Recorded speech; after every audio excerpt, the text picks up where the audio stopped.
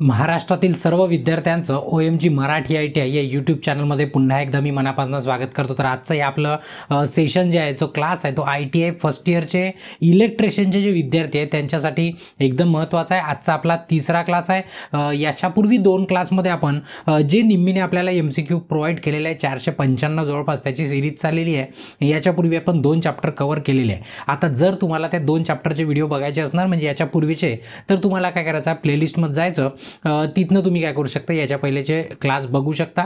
त्याची लिंक मी तुम्हाला डिस्क्रिप्शनमध्ये दिलेली आहे। सोबतच आज आपण तिसरा चॅप्टर सुरू करणार आहे आणि तुम्हाला सर्वच चॅप्टरच्या जर PDF डाउनलोड करायचे असणार मराठी प्लस इंग्लिशमध्ये, त्याही फ्रीमध्ये, तर त्याची पण लिंक मी तुम्हाला डिस्क्रिप्शनमध्ये दिलेली आहे। ठीक आहे। आणि आपल्या सेशनकडे वळण्याच्या अगोदर जर तुम्ही चॅनलवरती नवीन असाल तर आठवणीने काय करायचं, चॅनलला सबस्क्राईब करा आणि बेल आयकॉन दाबून ऑल नोटिफिकेशन ऑन करा, जेणेकरून जेव्हा केव्हा मी या प्रकारचा नवीन व्हिडिओ अपलोड करणार तर तुम्हाला त्याचं नोटिफिकेशन यायला हवं। ठीक आहे, चला वळूया मग मेन आपल्या विषयाकडे।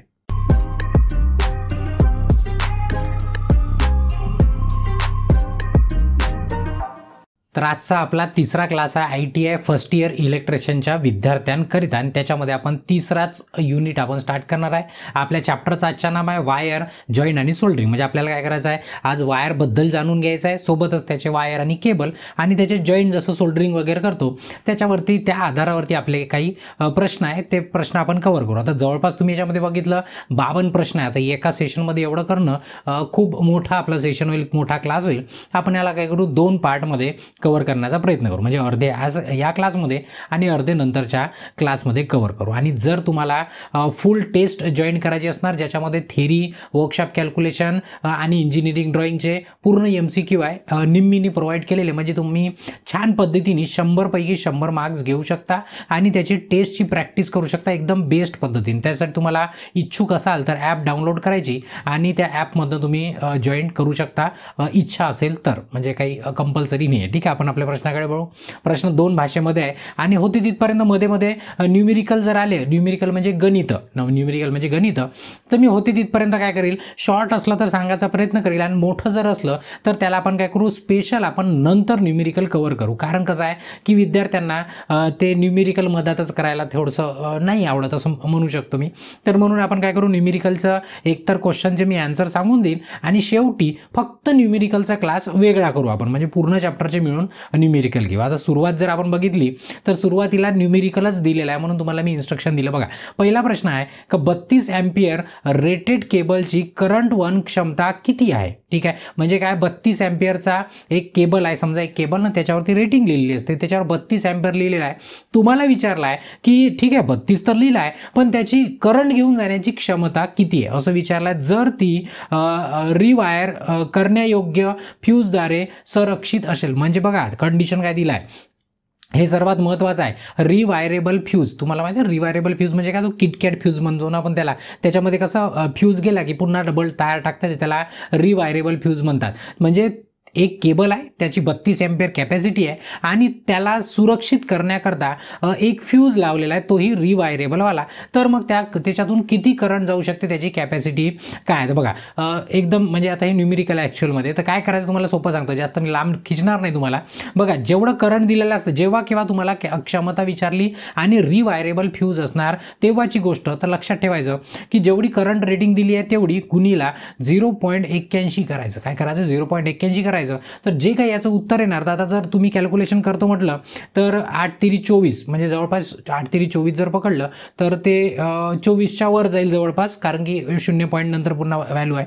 तर याचं सरळ उत्तर जर तुम्हाला सांगायचं झालं तर याचं 26 उत्तर C बिलकुल बरोबर आहे। तुम्ही याचं कॅल्क्युलेशन करून बघू शकता, तर जवळपास जवळजवळ नियर अबाउट 26च्या जवळपास तुम्हाला आन्सर मिळणार। ठीक आहे, आपण याला पुन्हा सॉल्व करू, पण ते कॅल्क्युलेशन करायला वेळ जाते, मी पहिले सांगितलं तुम्हाला ते जवळजवळ आवडत नाही। असंच पुन्हा समोर प्रश्न आहे, म्हणजे 16साठी विचारू शकतं, 10साठी विचारू शकतं, कोणत्या एम्पियरसाठी विचारू शकतं, ते 0.8नी काय करायचं, 0.81नी मल्टिप्लाय करायचं। ठीक आहे, चला नंतरचा प्रश्न आहे, स्टँडर्ड वायर गेज, त्यालाच SWG म्हटलं जातं, मध्ये वायरचा आकार मोजण्यासाठी संभाव्य श्रेणी काय आहे? म्हणजे तुम्हाला सरळ काय विचारलं आहे की तुमचा वायर गेज आहे, तुम्हाला माहिती आहे वायरचा आपल्याला गेज मोजता येतो आणि प्रॅक्टिकल पण आहे आपल्याकडे। ठीक आहे, तर त्याची म्हणजे सरळ कुठून कोणत्या लिमिटपर्यंत श्रेणी, त्याची लेवल कुठपर्यंत दिलेली आहे, तर तुम्हाला माहिती आहे वायर गेज 0 पासून सुरू होतो आणि जवळपास 36 पर्यंत काय तो संपतो. म्हणजे जो आपला इंडियातला जो स्टँडर्ड वायर गेज आहे तो 0 ते 36 असा त्याचा नंबर आहे. म्हणजे एवढे आपण त्याच्यामध्ये 36 वायर मोजू शकतो. ठीक आहे, म्हणून याचं डी उत्तर काय एकदम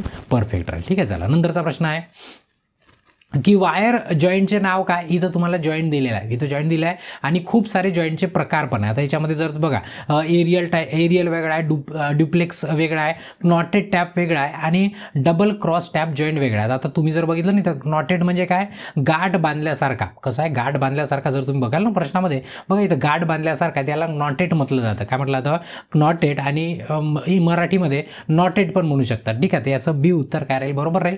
आता तुम्हाला लक्षात ठेवावं लागेल. आणि डायग्रामचे जे प्रश्न आहे एकदम सोपे असतात. तो प्रश्न दिसला का तुम्हाला पटकन त्याचा आन्सर पण पाठवून जाते. ठीक आहे, तर ही जे आहे गाठ बांधल्यासारखं आहे, तुम्ही जर व्यवस्थित बघाल म्हणूनच त्याला नॉट म्हणजेच काय गाठ होते. कॉट म्हणजे जसं धाग्याची वगैरे बांधतो ना आपण तशी सेम टू सेम. तर याचं बी उत्तर काय एकदम परफेक्ट आहे. ठीक आहे, चला नंतरचा प्रश्न आहे की गॅल्वनाइज लोह सोल्डरिंगसाठी कोणत्या प्रकारचे सोल्डरिंग फ्लक्स वापरला जातो. आता बघा तुम्हाला विचारला आहे की गॅल्वनाइज लोह म्हणजे त्याला सरळ सरळ म्हणून काय म्हणू आपण, गॅल्वनाइज लोह म्हणजेच काय, आयरन. गॅल्वनाइज लोह म्हणजेच काय, त्याला आयरन म्हणू. मग आता तुम्हाला माहिती आहे सोल्डरिंग करताना तुम्ही जर प्रॅक्टिकल केलं असेल ना तर ॲल्युमिनियमची सोल्डरिंग करताना ना तुमची सोल्डरिंग होतच नाही पाहिजे तशी, होतच नाहीत. कारण कसं आहे त्याला लावावं लागतं आपल्याला फ्लक्स. काय लावावं लागतं, फ्लक्स. आणि प्रत्येक मटेरियलसाठी वेगळा वेगळा फ्लक्स असतो. तुम्हाला विचारला आहे गॅल्वनाइज आयरन म्हणजेच GIचा जर तुम्हाला सोल्डरिंग करायची असणार तर तुम्ही कोणता फ्लक्स वापरणार. आता हाही प्रश्न जवळजवळ पाठच करायचे, यामध्ये काही लॉजिक लावायची गरज नाही आहे. तर त्याला हायड्रोक्लोरिक ॲसिडचा जो फ्लक्स आहे तो सोल्डरिंग फ्लक्सचा काय करू आपण, वापर करू. कधी, जर GIचा असणार तर. ठीक आहे, चला नंतरचा प्रश्न आहे म्हणजे त्याचं डी उत्तर बरोबर होतं. त्याच्यानंतर सोल्डरिंगची कोणती पद्धत प्रमाण उत्पादनासाठी आणि टिनिंग कामासाठी वापरली जाते. ठीक आहे, आता बघा टिनिंग कामासाठी म्हणजे सरळ सरळ काय म्हणू शकतो आपण, टिनिंग म्हणजे एक प्रकारचं समजा एक केबल आहे, त्याला सोल्डरिंग करायच्या पूर्वी आपण काय करतो, एक पातळशी एक लेअर लावून देतो त्या केबलला. ठीक आहे, त्याच्यानंतर आपण त्याला सोल्डरिंग करतो, त्याला टिनिंग म्हटलं जातं. तर आता जनरली कसं केलं जातं, तो वायर असतो असा डुबवायचा पाण्यामध्ये डुबवल्यासारखा, त्याच्यावरती आपोआप टिनिंग येऊन जाते. त्याला काय म्हटलं तर डीप सोल्डरिंग मेथड. म्हणजे काय की एक टब राहणार, त्या टबमध्ये पूर्णपणे तुमचा सोल्डर भरला राहील. म्हणजे जसं जे आपलं सोल्डर मटेरियल म्हणजे वायर असतो आपला सोल्डरिंगचा, त्या वायरला एकदम मेल्ट करून, हीट करून, गरम करून, खालतून इलेक्ट्रिक हिटिंग असतं, लिक्विड पाण्याच्या रूपामध्ये केलं जातं. आणि जर मला वायर याला टिनिंग करायचं आहे किंवा खूप सारे एका वेळेस करायचे आहे, मोठं प्रोडक्शन आहे आपलं, म्हणजे काय क्वांटिटी प्रोडक्शन आहे, खूप जास्त प्रोडक्शन आहे, तर मग याला काय करायचं, पटकन डुबवत जायचं. तुम्ही जर कधी शॉर्ट किंवा व्हिडिओ वगैरे बघितला असेल कोणता, तर PCB वरती करण्याकरता पण सोल्डरिंग करण्यापुरता या मेथडचा वापर केला जाते. ठीक आहे, म्हणून याचं उत्तर काय ए आहे, त्याला म्हणून आपण डीप सोल्डरिंग. ठीक आहे, त्याच्यानंतर आहे भूमिगत केबलचे एक्स म्हणून चिन्हांकित केलेल्या भागाचे नाव काय आहे. आता बघा इथं आहे ना वेगळे नाव, म्हणजे 1, 2, 3, 4, 5 आणि 6 वेगवेगळे लेअर असते. त्याला शॉर्टकटमध्ये CPL आणि BAS बस या नावाने तुम्ही लक्षात ठेवू शकता. शॉर्टकट आहे, काय सांगतो, किंवा मग सिम्बास म्हणून पण तुम्ही लक्षात ठेवू शकता. ठीक आहे, सिम्बास. ठीक आहे, असं सिम्बास पण आता तुम्ही कोणत्या पुस्तकामध्ये बघाल तर सिम्बास दिसणार, CPL बस दिसणार नाही. ते आता मी तयार केलं. ठीक आहे, म्हणजे काय चंद्रपूर प्रीमियर लीग असं त्याचं मी लक्षात, म्हणजे पोरांना सांगताना मी असं सांगत होतो. ठीक आहे, याचा अर्थ काय, तर पहिला C म्हणजे काय, कंडक्टर. ठीक आहे, P म्हणजे काय, पेपर इन्सुलेटर. आणि L म्हणजे काय, लीड शीट. म्हणजे हा काय झाला तुमचा पहिला CPL, म्हणजे एकावरती एक लेअर आहे, 3 लेअर झाले. त्याच्यानंतर आहे बस म्हणजे आपली ते BUS वाली बस नाही, BAS वाली बस. B म्हणजे काय, बिडिंग. त्याच्यावरती असते आर्मरिंगची लेअर आणि त्या सर्वात शेवटी असते सर्विंग. ठीक आहे, आणि प्रत्येक लेअर एकामेकाला वाचवण्यासाठी त्याच्यावर लावत जातं. जसं थंडी असली, शर्ट घातला आपण. ठीक आहे, मग आता पुन्हा थंडी लागत आहे तर पुन्हा एखादं स्वेटर घालू आपण, पुन्हा थंडी लागत आहे पुन्हा एक स्वेटर घालू. म्हणजे काय एकामेकाला वाचवायसाठी एकावर एक काय करत चालू आपण, थर वाढवत चालू. ठीक आहे, तर लक्षात ठेवायची पद्धत आहे. तर तुम्हाला विचारलं आहे की इथे एक्स लिहिला आहे, इथे काय लिहिलं आहे, एक्स लिहिलं आहे. म्हणजे तुम्ही जर बघाल इथं ही जी लेअर आहे ही कुठली लेअर आहे बघा, हा एक कंडक्टर आहे, त्याच्यानंतर कंडक्टर, मग हा आहे तुमचा पेपर इन्सुलेटर आणि हे आहे तुमचा CPL म्हणजे लीड शीट. मग आता उरला तुमचा काय, इथं उरला बी म्हणजेच काय होते, बिडिंग. बी म्हणजेच काय होते, बिडिंग. आता ते तुम्हाला सिक्वेन्स लक्षात ठेवावा लागेल. अगदी सोपाचा प्रश्न आहे, पुन्हा याच्यावरती समोर प्रश्न आहे आणि त्याचं तुम्हाला काम पडणार. बघा इथे एक्स काढला होता, तर एक्स म्हणजेच तो काय, बिडिंग आहे. कुठे एरो दाखवू शकते. ठीक आहे, त्याच्यानंतर XLPE केबलचे पूर्ण स्वरूप काय, त्याचं शॉर्टकट दिलं आहे. केबलचे पण खूप सारे प्रकार आहे. तर XLPE असं केबलचं हे आहे. तर मग त्याला विचारलं की नेमकं काय म्हणून बघा. क्रॉस लिंक, बघा क्रॉस लिंक इथेलिन म्हणणार नाही, पण ठीक आहे, इथेलिनवाला ऑप्शन नाही आहे. त्याच्यानंतर अर्थिंगवाला पण ऑप्शन नाही आहे. ठीक आहे, मी जे बोलत आहे ते बरोबर लक्षामध्ये घ्या, म्हणजे तुमच्या लक्षात राहील. बघा, क्रॉस लिंक पॉलीइथिलीन हा वाला ऑप्शन बरोबर आहे. ठीक आहे, म्हणजे XLPE क्रॉस लिंक पॉलीइथिलीन बरोबर आहे. इबोनाइट पण नाही आहे, म्हणजे मी जेवढं कापलं तेवढं लक्षात ठेवा. सर्व चुकीचे आहे, फक्त इथेलिन काय बिलकुल बरोबर आहे. ठीक आहे ना, इथचं इथिलीन पॉलीइथिलीन आहे. इथे काय वाटते क्रॉस लिंक पॉलीइथिलीन, इथं काय क्रॉस लिंक नाही सॉरी, याच्यामध्ये पहिल्या याच्यामध्ये काय लाईन चुकीचं आहे. पहिल्या याच्यामध्ये काय लाईन चुकीचं आहे, म्हणजे पहिलावाला चुकला आहे. मग इथेलिन इथे बरोबर आहे आणि इथे पण इथिलीन काय बरोबर आहे. दोन्हीकडे दिसताना मला दिसला नाही तो क्रॉस. ठीक आहे, तर आता सी उत्तर काय याचं बिलकुल बरोबर आहे, क्रॉस लिंक पॉली इथिलीन. ठीक आहे, चला नंतरचा प्रश्न आहे.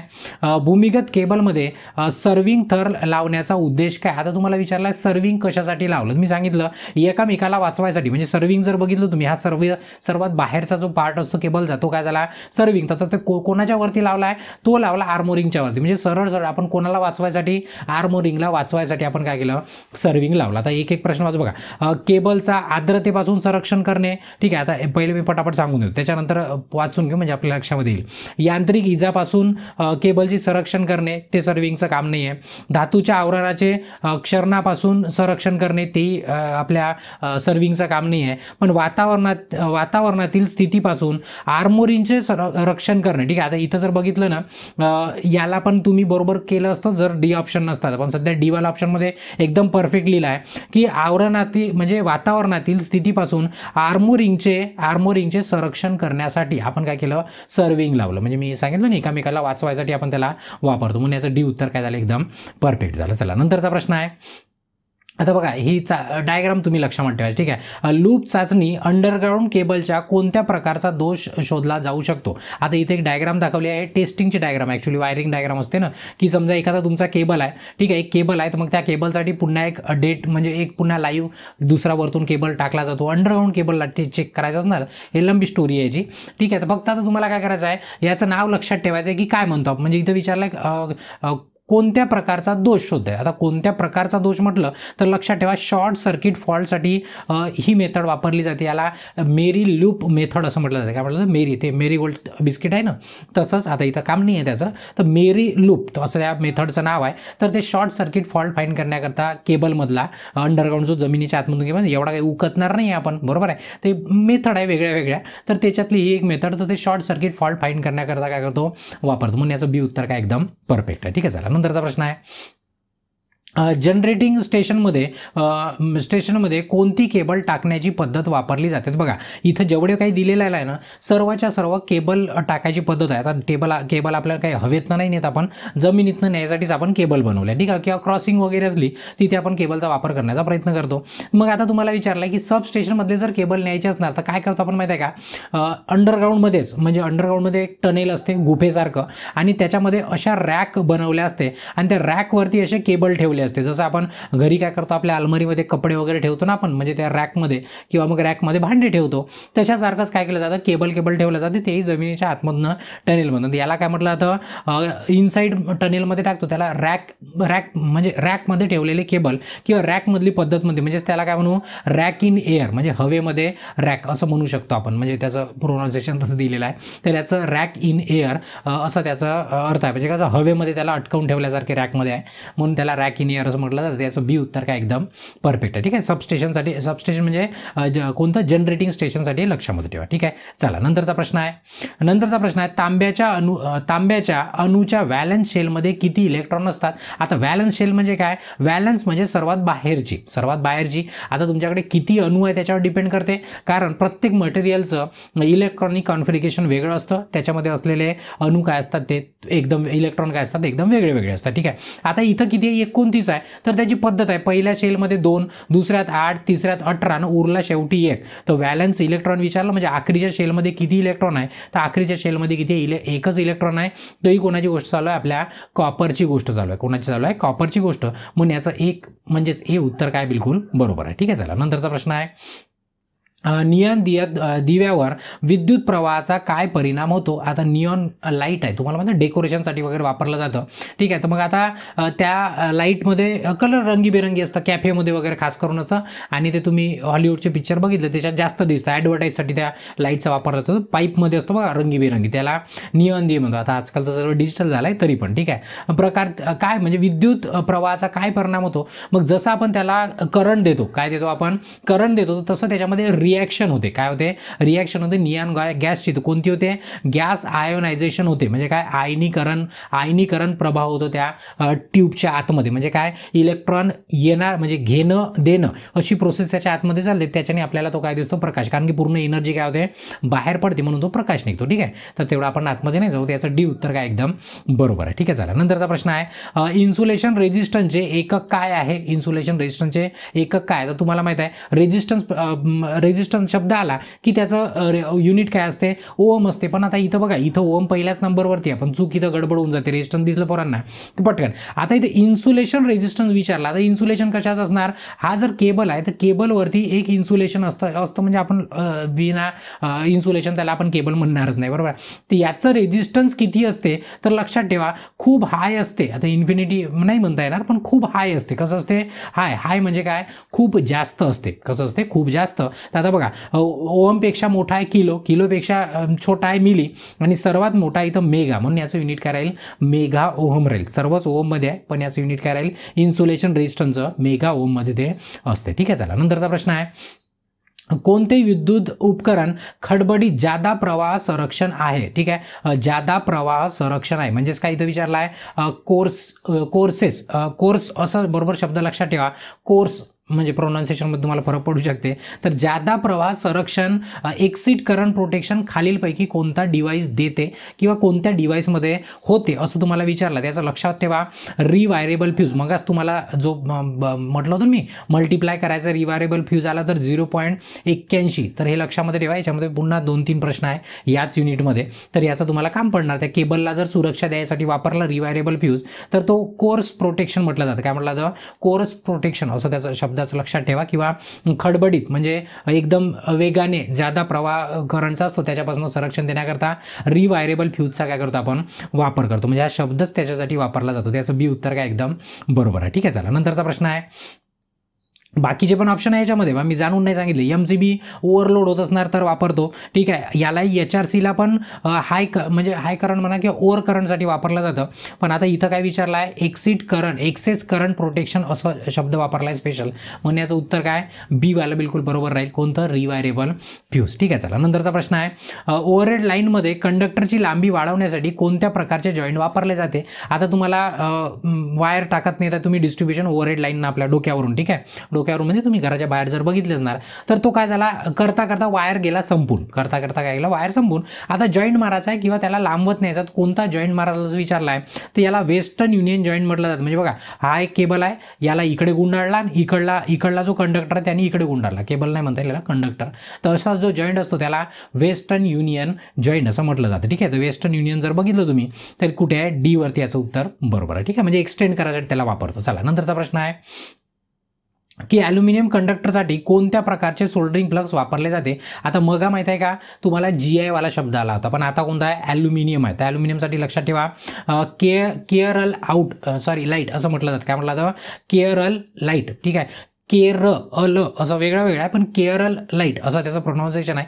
तर हे फ्लक्स तिथे काय केलं जातं वापरलं जातं कशासाठी सोल्डरिंग फ्लक्स म्हणून ॲल्युमिनियम सोबत करायची असणार तर. ठीक आहे, मग टॅलो किंवा कॉपरसाठी वगैरे टॅलो रिझाईन असं वापरलं जातं, पण आता इथं सध्या ॲल्युमिनियमची गोष्ट केली आहे. ठीक आहे, चला नंतरचा आहे वारंवार वितळल्यामुळे वितळलेल्या सोल्डरवर काय परिणाम होतो. ठीक आहे, सोल्डर म्हणजे काय जो वायर असतो ना आपण मग त्याला गरम करतो, त्याला वितळून त्या जॉईंटवरती आपण टाकतो.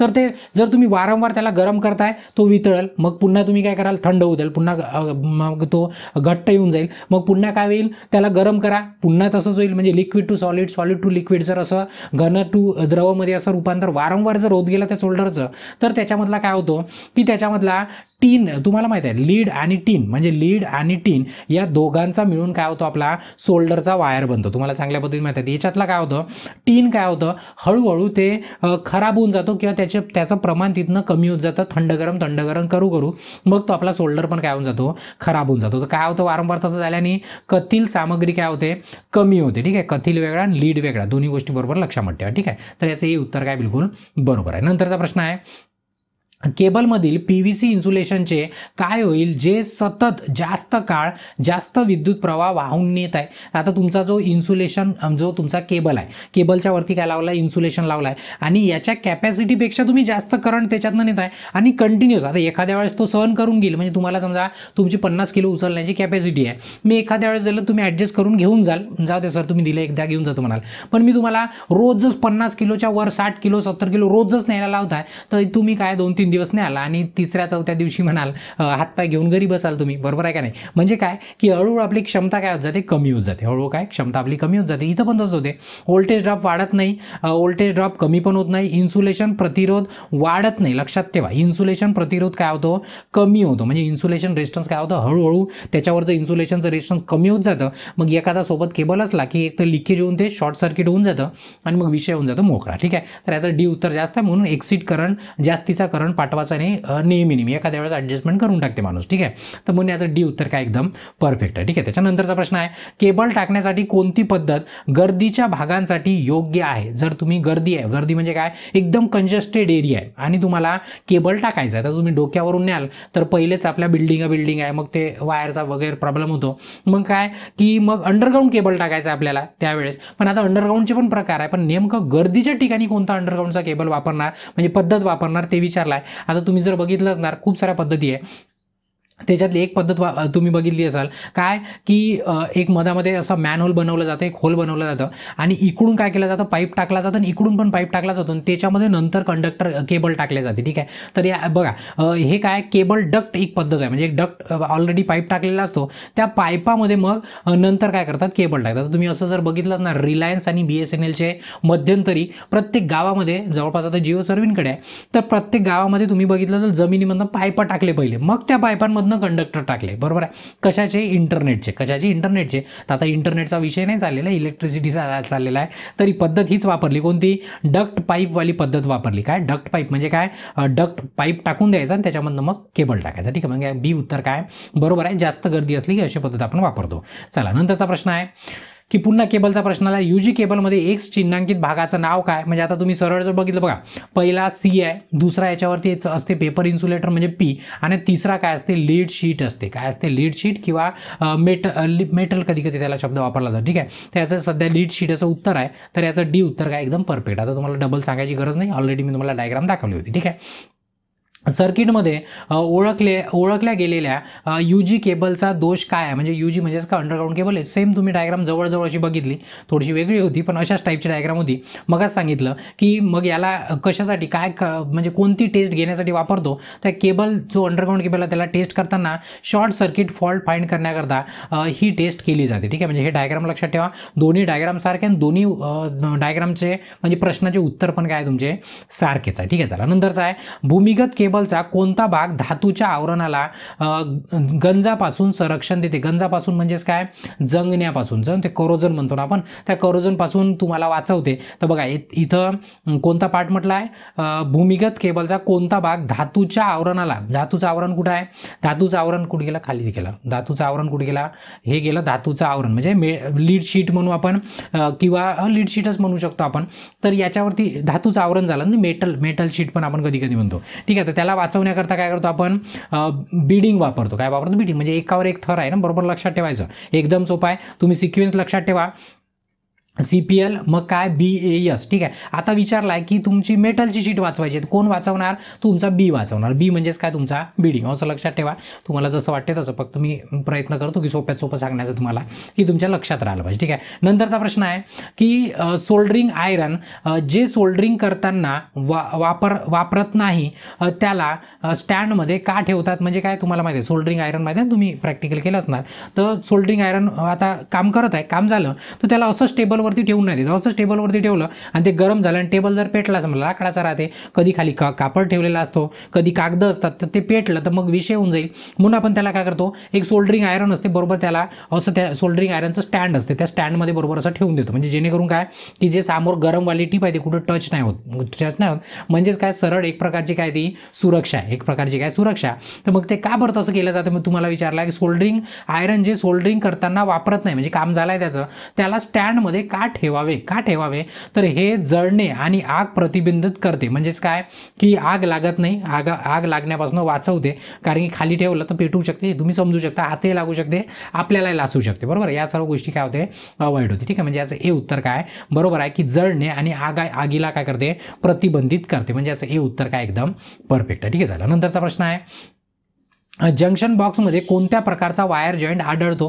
ठीक आहे, तर तुम्हाला माहिती आहे जंक्शन बॉक्स असतो, जसं आपण वायरिंग वगैरे केली ती एक ठिकाणी एक जंक्शन असतं. ठीक आहे, म्हणजे सर्व केबल एका रस्त्यावरती एका ठिकाणी मिळतं. जसं चौक असतो ना आपल्या गावातला वार्डातला वगैरे, त्या चौकासारखंच आपलं जंक्शन बॉक्स असतो. तर त्या जंक्शनवरती कोणत्या प्रकारचा जॉईंट वापरला जातो, तर असा जॉईंट वापरला जातो उंदीरच्या म्हणजे टेल, म्हणजे रॅट टेल पण म्हटलं जाते, कधी कधी त्या डुक्करची शेपटी पण म्हटलं जाते, कधी कधी उंदराची शेपटी पण म्हटलं जाते. ठीक आहे, आता सध्या आपल्याजवळ जर बघितलं तर रॅट टेलवाला इथं ऑप्शन आहे. ठीक आहे, रॅट टेल जॉईंट आपण त्याला वापरतो कुठे, बॉक्समध्ये, जंक्शन बॉक्सची गोष्ट केलेली आहे. बरोबर, एक एक शब्द लक्षात ठेवा, तो शब्दच तुमच्यासाठी एकदम महत्त्वाचा आहे. ठीक आहे, चला, म्हणजे याचं सी उत्तर काय होतं, एकदम परफेक्ट होतं. त्याच्यानंतरचा प्रश्न आहे की जॉईंटचे नाव काय. पुन्हा एक जॉईंट आहे, एकदम छानसा जर जॉईंट बघितला, एकदम दिसायला पण छान असतो आणि एकदम छोटासा असतो, पातळसा जॉईंट असतो, तर याला मॅरिड जॉईंट म्हटलं जातं. काय म्हटलं जातं, मॅरिड जॉईंट म्हटलं जातं. एकदम बारीक पातळ आणि दिसायला पण चांगला, त्याचं नाव आहे मॅरिड जॉईंट. ठीक आहे, म्हणून याचं हे उत्तर काय एकदम परफेक्ट आहे. ठीक आहे, त्याच्यानंतरचा प्रश्न आहे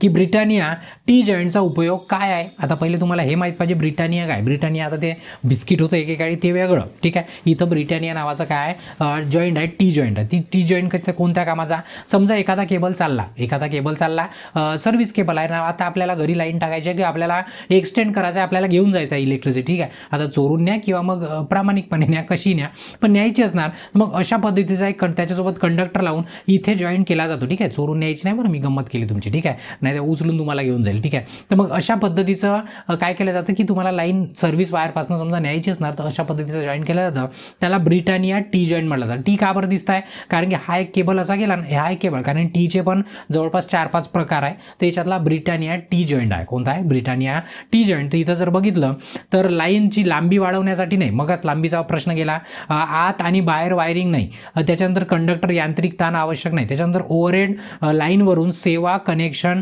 टॅप करणे. म्हणजे याचं डी उत्तर काय एकदम परफेक्ट आहे. डी उत्तर काय एकदम परफेक्ट आहे. हा 26वा प्रश्न होता. मी सुरुवातीला सांगितलं की आपण काय करू, हे सेशन 2 पार्टमध्ये करू, कारण किती प्रश्न आहे, 52. तर अर्धे प्रश्न या सेशनमध्ये आणि अर्धे नंतरच्या क्लासमध्ये आपण काय करू, कंटिन्यू करू. ठीक आहे, मग इथे या सेशनला काय करायला पाहिजे, थांबवायला पाहिजे. पण त्यापूर्वी तुम्ही काय करायचं, जर व्हिडिओ आवडला असणार तर आठवणीने व्हिडिओला लाईक करायचं आणि तुमच्या मित्रांपर्यंत शेअर करायचं, सर्वात महत्त्वाची गोष्ट. आणि जर तुमच्या मनामध्ये काही प्रश्न, शंका, कुशंका असतील तर तुम्ही काय करू शकता, कमेंट पण करू शकता. आणि अजूनपर्यंत चॅनलला सबस्क्राईब नसेल केलं तर चॅनलला पण सबस्क्राईब करू शकता आणि याच्यानंतरचा नेक्स्ट कंटिन्यू क्लास बघण्याकरता नेक्स्ट व्हिडिओवरती क्लिक करून बघू शकता. तोपर्यंत ब्रेक घेतो. धन्यवाद.